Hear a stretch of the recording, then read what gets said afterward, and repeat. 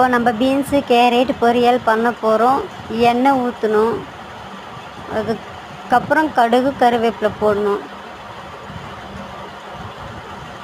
வெங்காயம் எடுத்து போடணும். கொஞ்சம் அப்படியே கலர் விடணும்.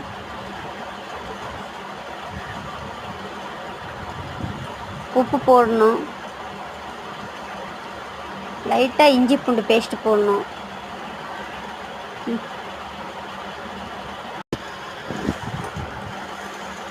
காய் எடுத்து போடணும். பீன்ஸு கேரட்டு லைட்டாக அப்படியே கலக்கணும்.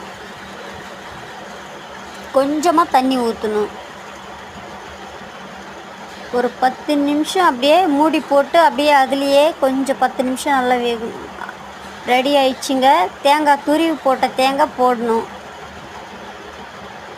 ரெடி ஆயிடுச்சுங்க பீன்ஸு கேரட் பொரியல். பிடிச்சிருந்தா லைக் பண்ணுங்கள்.